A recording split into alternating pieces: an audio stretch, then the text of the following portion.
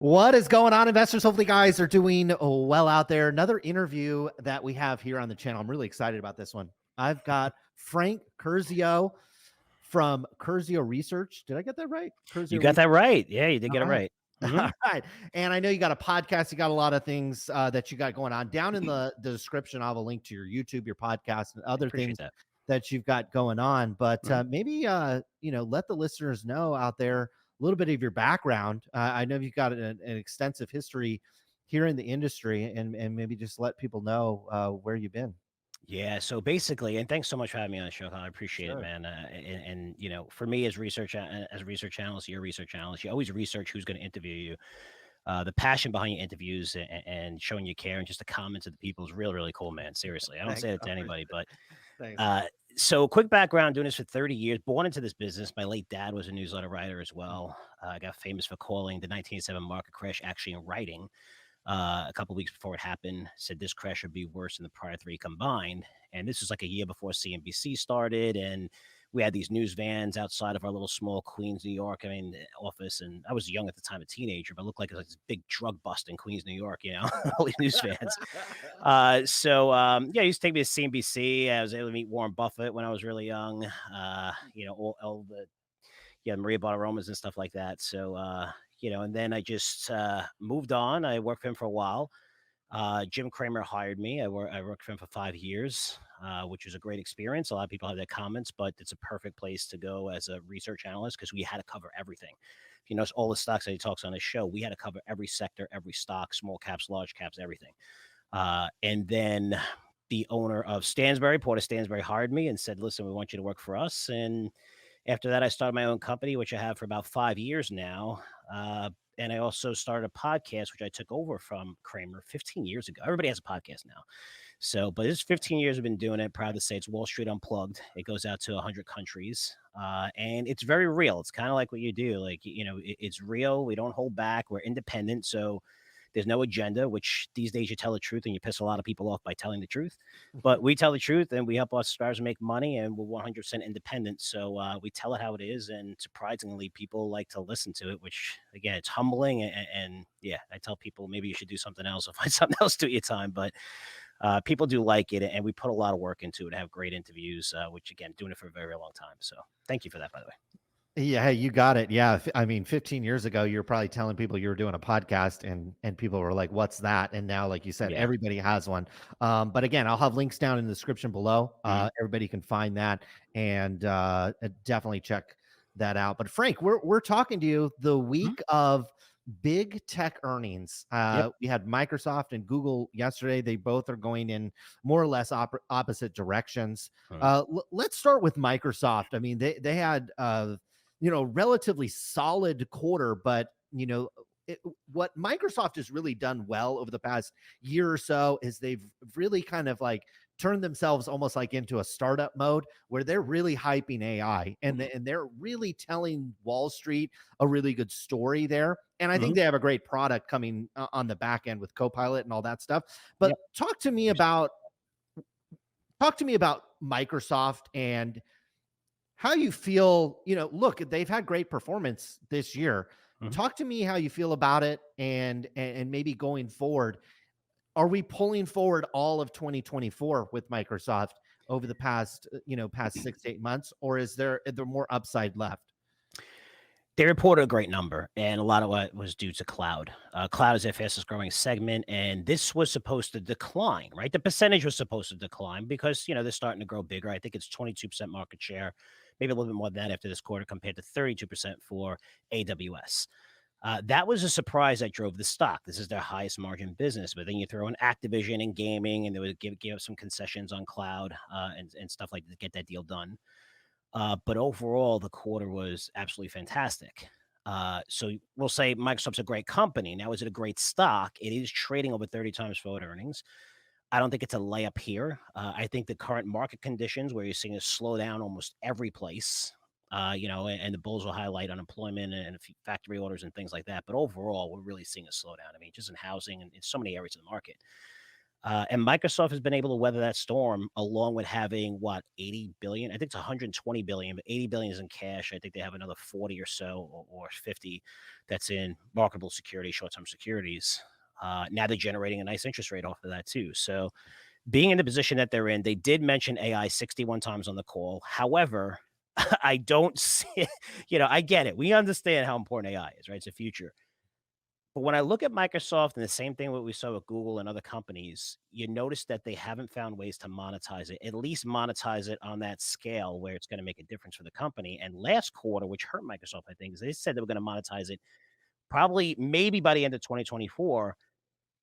Just for everyone out there with the AI hype, think about that. You're looking at Google, you're looking at Microsoft, and Nvidia is a hardware company is separate, but everyone is talking about this AI trend. You talk about two of the biggest companies with fortress balance sheets, spending tens of billions of dollars and still haven't found a way to monetize it yet.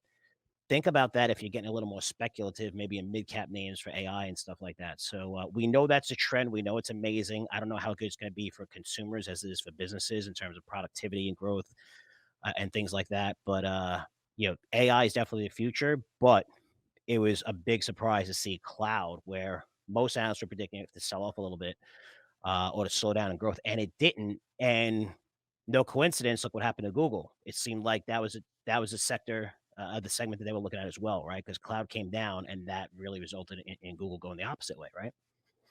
Yeah, and it seems to me like Microsoft probably pulled some cloud business away from Google. Is that having, like do you think in the cloud environment, obviously Microsoft is gobbling up a lot of market share at Mhm. the expense of Google. Is it going to trickle down to the other cloud providers? Like you've got Amazon and then you've got other ones, IBM, Oracle. Like, is this a case of Microsoft just dominating that market, or is it more of a case of Google more or less fumbling the football, if you will, in their most recent quarter? What's your read on that? That's a good question. I think we have to see. We're doing this a little bit early in the week. I think Amazon's going to report. Amazon's going to answer that question for us, right? I think if Amazon's cloud is good, I think Google's gonna take another hit. However, if it's bad, I think Microsoft could go up. That means they're taking market share. You threw Salesforce in there, and IBM is actually 3%, while Salesforce, Oracle 2%, right? It's kind of surprising as people think IBM's this old, you know, company, but at least they go in the right direction. But you're looking at what, top 7 or 8, you probably know it better than me, controlling, I think, 60-70% of this industry. But it is AWS. I always pronounce it wrong, Azure. You probably know, but I'm from New York. I pronounce everything wrong these days.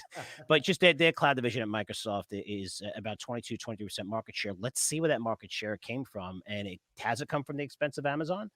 If so, then let's see. I mean, the costs associated, I did a little bit of a deep dive into Google. Costs were high. It seems like, spending was pushed off a little bit. It doesn't seem like, it was a lack of customers. But we have to see that because high interest rates in technology, and people say, well, why is that bad for these companies? They have incredibly high margins, especially software companies, and they can't cut costs as easily. They can cut CapEx spending, and Google said they're going to increase their CapEx, another negative. But in an economy like this, that's very, very uncertain, where the Fed's still saying that they're going to raise rates, and I think they should be done here. People are cutting their budgets. And when they cut their budgets, they're going to cut cloud budgets, they're going to cut budgets across the board. They're spending in AI, but let's see how that plays out over the next couple of quarters. But the positives for Google with YouTube was amazing with ad revenue.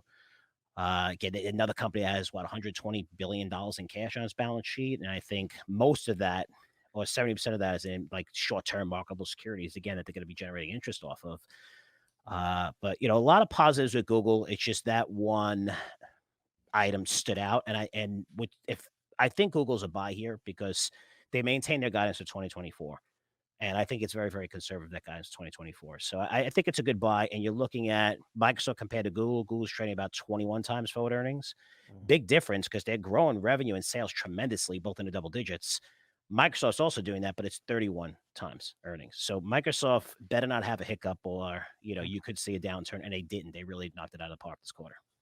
I mean, that's great insight. I mean, maybe to sum up what you said, Microsoft's got maybe more risk to the downside based on their valuation, based Mhm, on the pressure that they have going on in their business. One thing that mhm, impressed me with Google is that, you had double digit basically had double digit ad growth. I mean, the cloud Yeah, that's business their business. barely makes any money for that. I mean, Mhm, it doesn't really make any money for them mhm, compared to the ad business. And the fact in this environment, in this economy where you have this inflation and you have a lot of businesses under pressure too, those mhm. businesses are responsible for a lot of the ads. You had double digit ad growth. Is that telling you anything about when you see results like that come from Google?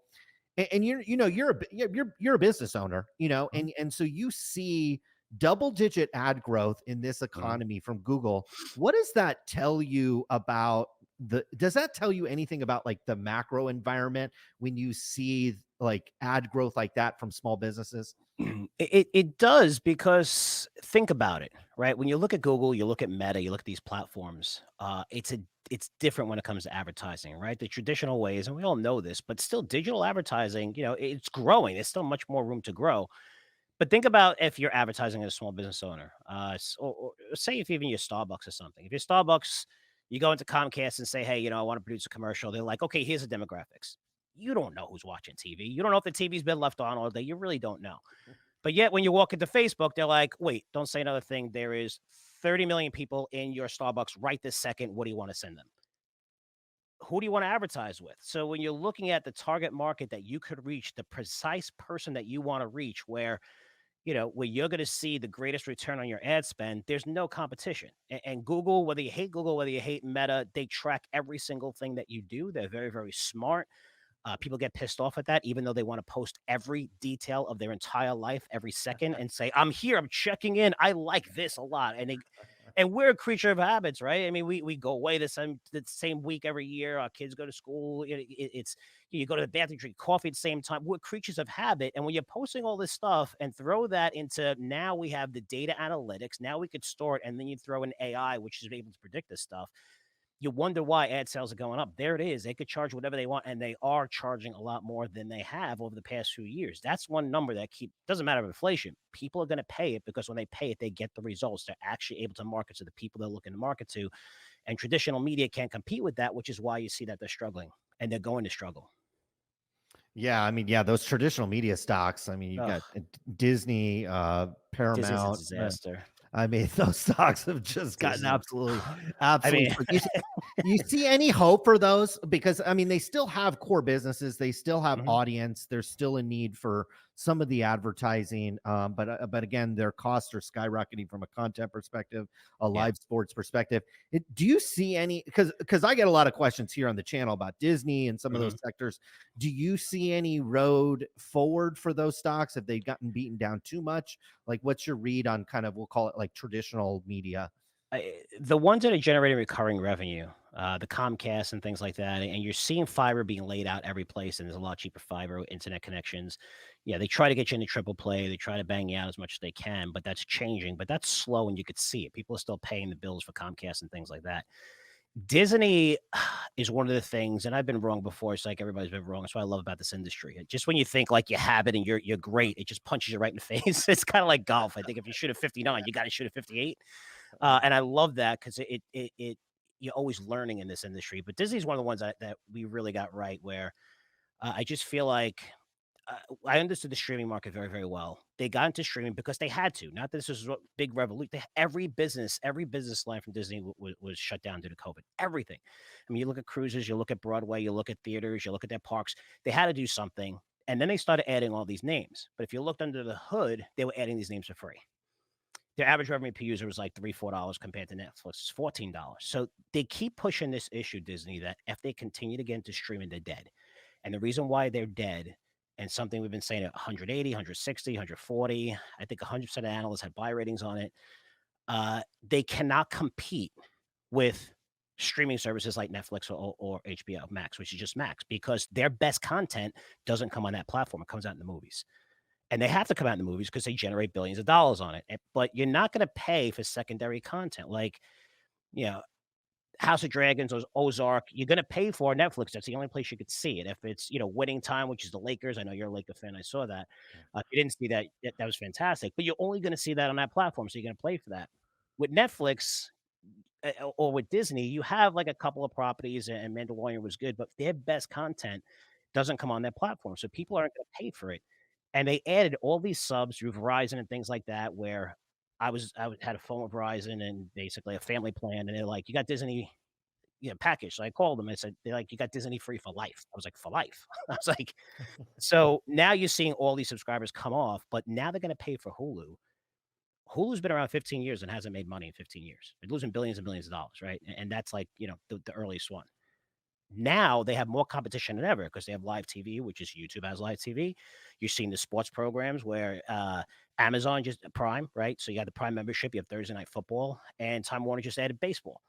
So now you're competing. Then you have Sling as well, and now you're going to purchase a premium price to have this because you want to go in on streaming, which is a dead business model for Disney.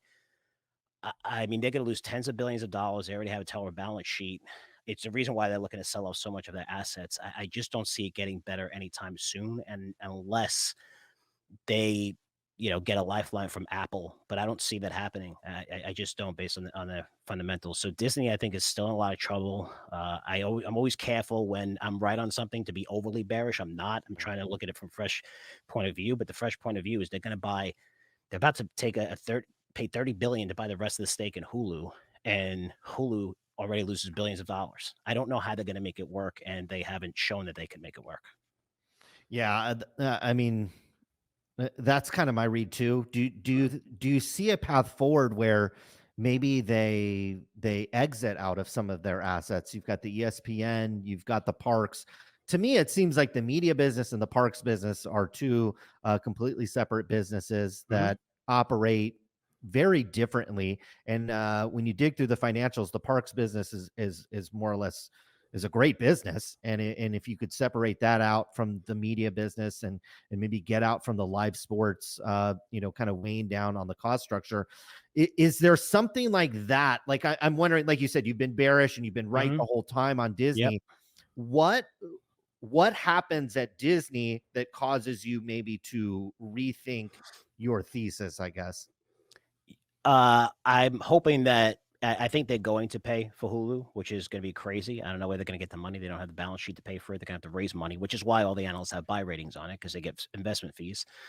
I mean, it's the only reason. Otherwise, I have no idea what they're thinking. I mean, it's clear as day. You could see, the bleeding subscribers right now. But for me, not like I like Iger. I'm glad they're getting out of politics because that works maybe for ESPN and some brands, but you're talking about families that go to these parks, and the parks are amazing. They are seeing a little bit of a slowdown in parks, but open up as many parks as you can. Open up 20 of them, Mm, right? Go all over the place. That's your business. You're a storyteller. Get, movies. I mean, unbelievable company. Talk about the stock they don't like, not the company Disney, right? I'm living in Florida. We have Disney passes sometimes, and Universal we go to as well. If I was them, everyone in the world is dying for content within the streaming industry, and they got a massive library of content. Rent it out, mm, generate fees, license it, and shrink your streaming business because it's a money loser. But now it seems like you're going in even further and going in even deeper. And if you do that and focus on the parks and focus on the storytelling, I mean, you look at Netflix where everybody loves working for Netflix. Adam Sandler, you got all these, they just love it. They love the experience. Chappelle, he's like, wow, I can't believe you gave me the rights to when you work with Disney, you're seeing friction there. And that was never there when Iger was there. That was there with Chapek. And, I said, this guy's going to get fired, even though he signed a 3-year contract. I'm glad they got rid of him. Uh, but they have to get more into the parks. They have to try to sell off some of these assets, which is tough because when you're in a position when you have to sell assets and everybody knows about it, you're going to get a much cheaper price. Like you mentioned, ESPN's a rental property, right? They're like a middleman that mm, shows sports. So it's a very hard property to sell, and that's why, amazingly, they haven't really got partnerships. So Amazon's like, you know what? I could do this. I'll go straight to the NBA. I'll go straight to some of mm.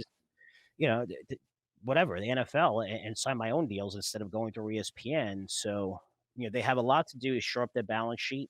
I just wish that they wouldn't purchase Hulu. I think it sets them back at least another year, year and a half. And I think you could see $50 on this stock. And I really, really, really hope I'm wrong on that prediction. I mean, I was short the stock, did okay, but again, it is Disney, and hopefully they come out okay. Wow, so I $50 know. on Disney, That's that bad. would be whew, that'd be, I mean, it's already been really bad. Mhm, That would obviously take it down, to a whole new level. You mentioned Apple in there. I guess Apple could, do a pen stroke on a check and mhm. buy a company of that size. Probably one of the Pretty few easily. companies in the world that could obviously do that. I saw that today Apple raised the price of their TV. I think it was maybe $5 to $6 per month, Mhm, and now it's closer to maybe $10 to $12. What's your read on Apple? I think we've got another week or so before we start seeing mhm, Apple earnings. Obviously, a company that hasn't grown as quickly over the mhm. past year or two, in particular, with smartphone basically more or less going flat, and then you had PC sales really take a dump over the past year or so. Mhm. What's your read on Apple going forward? They really haven't caught a lot of this AI attention with a specific product or anything like that. What's your read on Apple going forward? They haven't caught AI attention, but I like what Apple does, right? Apple always sits back and they wait and they wait for all these people to make mistakes, and then they come in and be like, "Okay, we're gonna poach all your players, and then we're gonna build something that makes sense." And I think that's what they're doing in AI. They've done it, with iPads. They've done it with the phone, right? They put BlackBerry out of business, who invented the smartphone. Uh, it is interesting because you're seeing a slowdown in iPhones, and I'm familiar with this business because I invest in the business, and now I own 100% of a phone company, that fixes phones, which is pretty cool. High margin business and really good. Mm. But the Apple iPhone, you don't really see, especially the new one that's coming out, that they give it away, and they're giving it away basically. If you sign up with Verizon, AT&T, or T-Mobile, and you switch over to our plan, and they say it's free when you trade it in, then they charge you like the reactivation fee of like $30-40 for each line. So they say it's free, but it's really not. But that's the carriers. But you're seeing iPhone sales slow. Numbers have come down a lot for Apple. What amazes me is if you look at 3 quarters with Apple, uh, v I think it's negative sales growth. If not, it's like flat and flat earnings growth, and yet in the past 9 months, this company increased its market cap by $1,000,000,000,000, I think, which blows me away. Remember when earnings used to drive stock price? Yeah. But what's great about Apple is the services, and they have so much pricing power over that, where just the app store and Spotify, the biggest companies, bitch about it. There's nothing they can do about it. There's nothing they can do about it. They can raise prices in so many different services and cloud services they provide. It's just this constant recurring revenue, this massive, massive tens of billions in cash flow every single quarter that just comes into the company. That they buy back their stock. uh it's pretty incredible how big that machine is and how it's a necessity. And in that regard, again, Apple is trading at 30 times along with Microsoft, the two expensive ones. But you are seeing a slowdown. It is an iPhone company. I think it's 45% of their revenue is still generated from iPhones. You're seeing that slowdown, but I think what they're seeing in this slowdown, they're going to make up in services. And the numbers are very conservative going in, and they just been lowered a lot. So I wouldn't be surprised if they beat and then it goes up a little bit. I mean, even Microsoft was pretty good, and in a weak market, it kind of came down a little bit. It was up a lot more, but I see a little bit of a beat, like normal, and kind of reiterating their guidance going forward. But it's they just the fact that they have pricing power in an industry where not too many companies have pricing power anymore, that gives them a significant advantage, and their cash balance, which is they could use keep it there, generate 5% for free, which they're doing with the Apple accounts, right? It's 4 or 5%. Now they're kind of a bank, but also they can get into any industry they want very, very quickly. Just like you saw with Meta and how they're getting into the metaverse. And no one's going to really buy that thing for, the headset for $2,500, $3,000, whatever they're selling, $4,000. But the fact they're getting in just to see the market right now, that's what they're capable of doing when you have that strong of a company. So I think you'll be okay in that name, especially in this environment.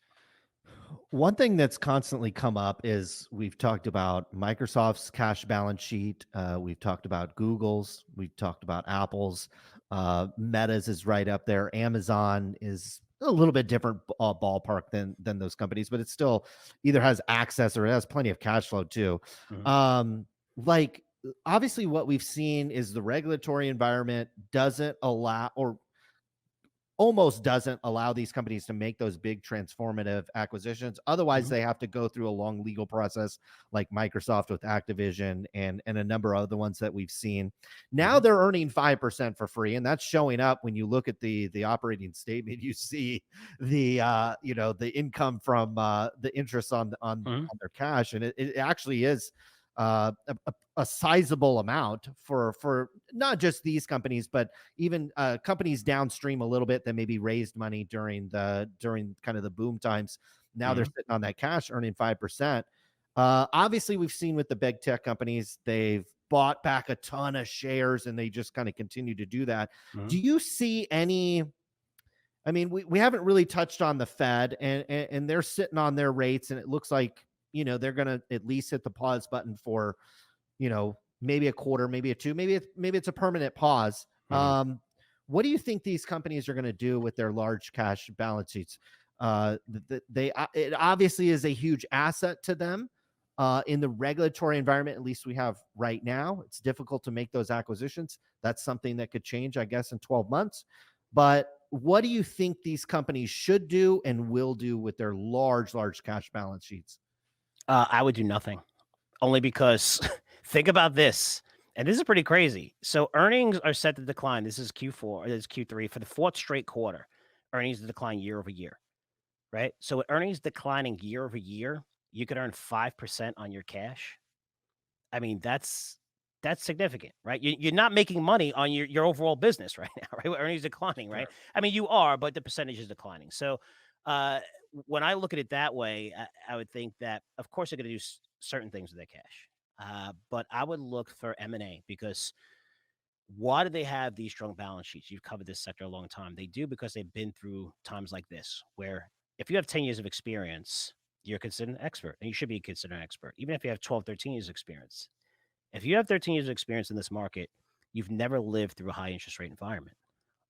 And what you lived through is 2008, 2009. Oh, the market crashed, financial crisis, bailout, 9 months. Not a big deal. Markets come back. COVID was a month and a half, right? A huge decline in a month and a half. We're fine. You have high interest rates, it's different. And what you're going to see is a lot of underlying businesses, even good businesses that didn't position themselves well, that are trying to grow much, much faster over the past years, and it worked out for them with that don't have great balance sheets. You're going to see a lot of these stocks start getting hit, and when they do, they're going to be at incredibly cheap valuations. But when you see how these companies almost went under, Tesla was 3 months away from going under. Apple. I mean, you're looking at these companies in during .com. They almost Netflix was begging Blockbuster. I interviewed the co-CEO of that company. He was begging Blockbuster for a deal, and Blockbuster was laughing at them. And then, Reed Hastings came out and said, "It's time we put this company out of business." And that's when streaming started. So, living through that and having that cash balance, they understand, they welcome these markets. It's great for them because their competition is going to get a lot weaker. They're going to be able to pick off who they're going to pick off. And again, the regulatory environment, these guys are a pain in the ass and don't believe, it's the FTC and the Justice Department. I guess, they don't want anyone to merge ever. Right? I mean, it's crazy with these guys, but Yeah. they're just in a position where they have a lot of cash. Now they can generate a lot of interest off of it, but also M&A and what they're gonna purchase. Like, think about Disney. Imagine buying Disney 3, 4, 5 years ago, right? Now look where you can get it. You gotta get it with the tail between your legs, and you're gonna get it for nothing if you wanted to. You have a lot of debt behind it. But you're gonna see this open up, incredibly, especially over the next year, because high interest rates, even if they start tailing off, they're gonna be relatively high and much, much higher than they've been over the past couple of years. That puts them in a great spot for M&A, and I think that's what you're gonna see. And you're starting to see it even in oil, right? It makes sense with Exxon buying what Pioneer and Chevron as well, right? So Chevron buying Hess.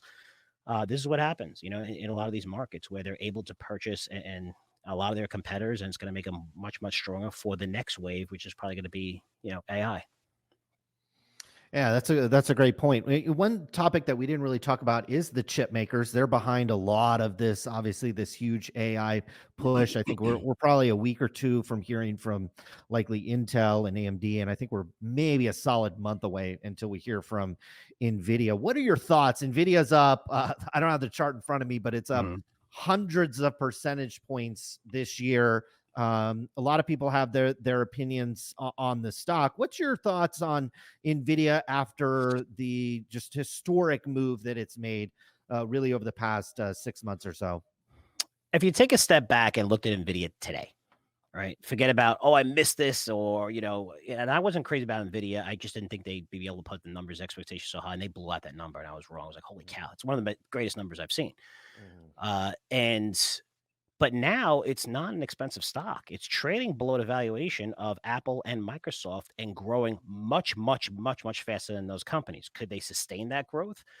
I don't know. I think that growth's gonna be sustained at least over the next 12 months, maybe even longer. And you probably know this better than I, but looking at the chip sector and looking at balance sheets and then going through the conference calls, there's nobody that can compete with these guys. They just don't have it. AMD is trying. If I was Intel, I would just go 100% all in on AI. And if you don't make it, you go bankrupt. They missed every single trend ever, right? Going for it just they had the ability, they had the smartest people there. They just keep missing and missing and missing. This is it. I would go 100% anything you can to produce similar chips, something that can compete with Nvidia. This is the market. This is where it's going. And more importantly, who's funding AI is the big tech companies who have the biggest balance sheets. So, you're not looking at an industry that doesn't have a lot of cash and says, I wish I got into this industry. These guys are dying to get the best technology. And that's why Nvidia is seeing so much demand for their chips. So it puts them in a good spot, Nvidia. I could see why it's selling off a little bit. You have the China concerns, and China's a big market for them. But if they could sustain that growth for the next 12 months, I think you'll probably see gains right now. If you put all these companies together, I'm talking about Microsoft, Apple, and Nvidia. I think Nvidia will outperform the other two over the next 12 months. Yeah, I love it. And, I think we covered a lot of ground today. But I want to talk to you about Mhm, one last thing. You've got a webinar coming up, and it's about us. We talked all about the large companies with, mhm, money that's burning holes in their pockets, mhm. essentially. And it's just sitting there, making them 5% interest. Yeah. And you did touch on that a lot of stocks have gotten whacked. If you look at the kind of the small cap index or the Russell 2000, that index hasn't done anything. In fact, Mhm, it's gone in reverse this year. mhm, And so, really, the large cap technology stocks have kind of captured a lot of the gains, which most people have some exposure to one way or another. mhm. But the small companies and the small cap, micro cap companies, they just simply have not caught that wave. And I mean, I don't want to put words in your mouth, but there's a huge opportunity there when you have these large cap names move, and then a lot of these other names just simply don't move because just falling out of favor with the market. There's a lot of opportunity there. I know you're spending a lot of research and doing Mhm. a lot of your research on those small names, and you have a webinar coming up. You want to maybe talk about that just briefly? I know there's only a little bit that you can probably say. Mhm. You do want people to tune in and see what you've got going on there. Yeah, so small caps I covered all my life, and I love it because you don't have 20, 30, 40 analysts and sell side analysts covering it. Mm, It's my job where I like to travel. I go around the world. I visit these management teams, not necessarily the CEO. I'll visit the CEO, but every CEO is going to talk positively about their company. That's their job. But just the employees, factories, and talk to mm. analysts. And I love that part of the job, being in the field, being in the room. I could tell you right now it's small caps. And as crazy as it sounds, because they're going to perform bad, and that's what you see in Russell 2000 when you have an economic downturn, which many are predicting it's going to get slower and slower and slower with higher interest rates. That's usually the worst place to be in. Small caps right now are based on valuation, more cheaper compared to large caps than any time over the past 25 years. These are Mhm. companies that I'm finding that are down 40, 50, 60%. These are companies that were anticipating the recession that everyone was predicting the past 18 months. They restructured their debt early on. Now, a lot of these companies are buying back their stock.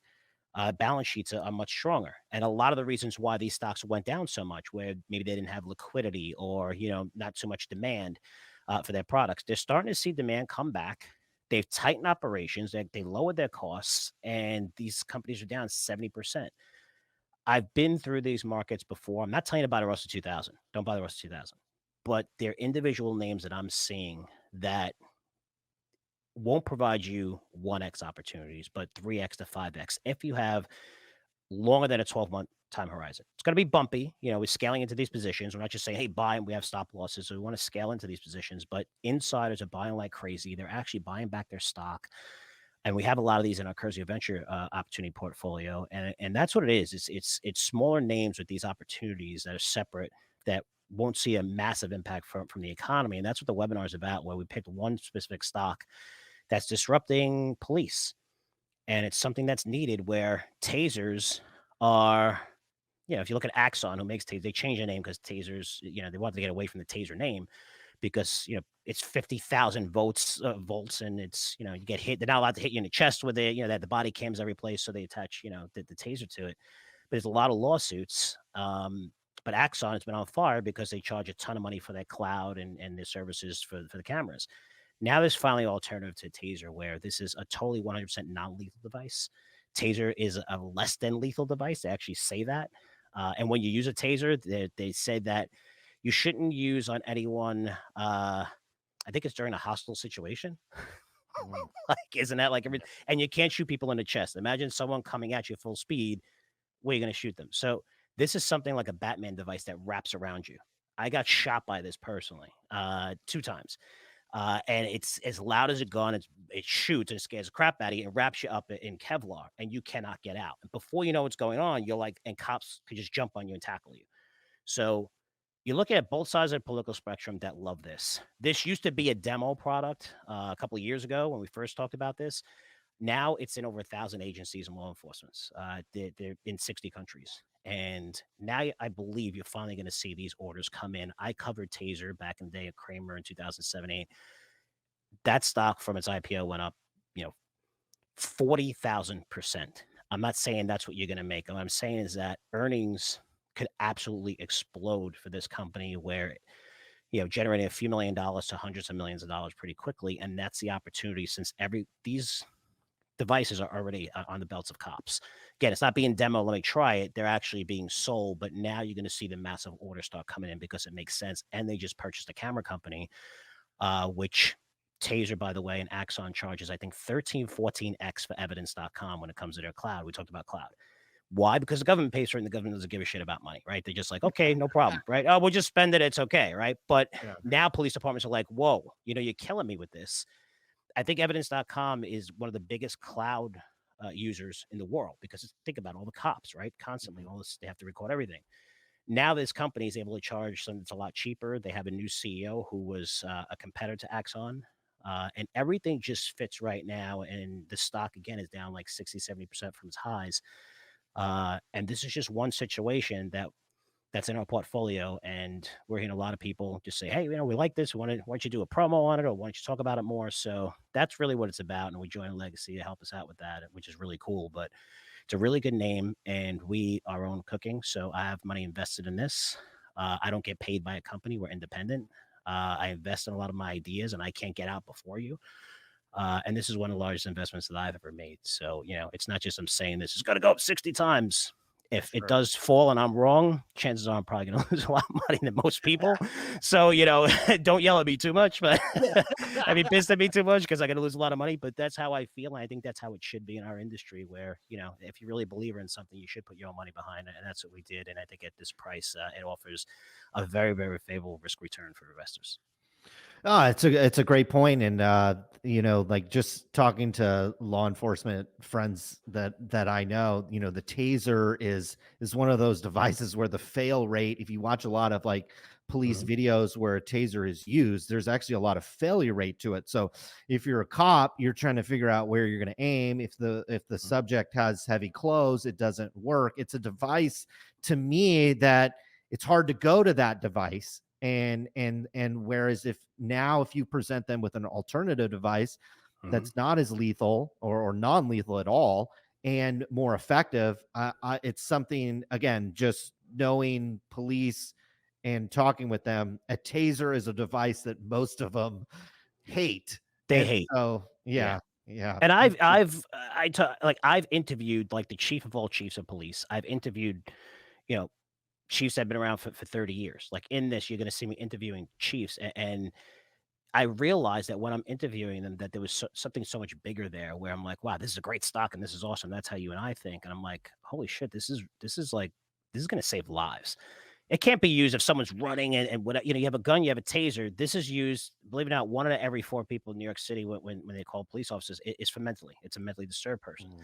And these people, it's scary because they'll walk out, they may have a knife, or they just keep walking towards you. What are you gonna do? If you tase them and they have heart problems, which we've seen, then they're gonna die. And when they die, it costs police forces a ton, millions and millions of dollars. Yeah. This is something that's so simple. It works. It wraps you up. This is the new generation. Again, I got shot by this thing. I couldn't move. I tried. I'm like, I try to flex, and I'm like 50 now, so I'm not strong at all. But I was just trying to get out of it. And I'm like, I can't get out of it. And the gunshot, it seems like it's louder than a gunshot. So you're like, oh my God. And then I actually say, oh shit, when I get hit. And then I'm like, I can't get out of it. But it was really cool. And then just, as I started interviewing the police and these chiefs and everything, they would just to see them like, man, I wish I had this. I really wish I had this at some, junction when they were in a hostile situation, because no cop wants to take out their gun. And there's bad apples that need to be punished, just like in every industry, in finance and every industry. But most cops don't want to take out their gun. They want to protect, they want to serve. And this is something that provides a much better option. And a lot of politicians and a lot of countries and prime ministers and stuff like that, they're on board. And I think you're going to see sales really explode for this company, hopefully, because I think people do very well.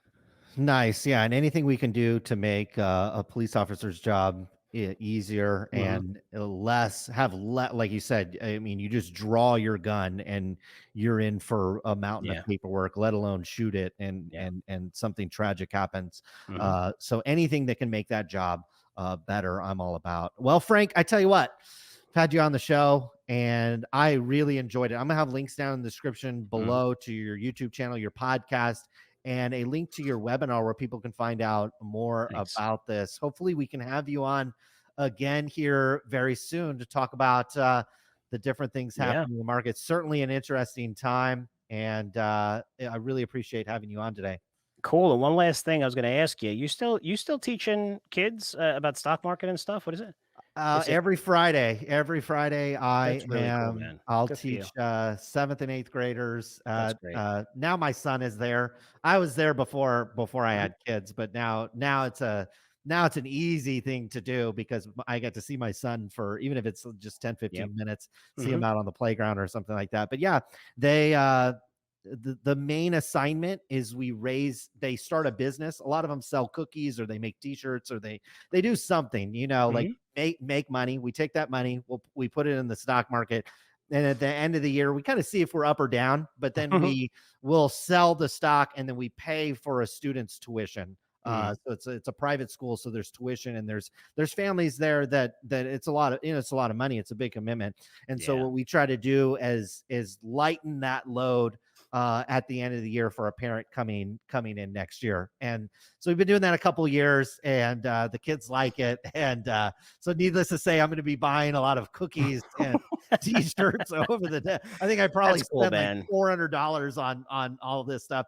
Yeah. They get really excited about their businesses, Yeah. and I mean, so you only gotta do something like that if you're passionate about what you do, and you could see that through your videos and stuff like that. So keep sure, up that work. That was really cool. I was happy to appreciate see it. that, and I love seeing that with so many people. So good for you, man.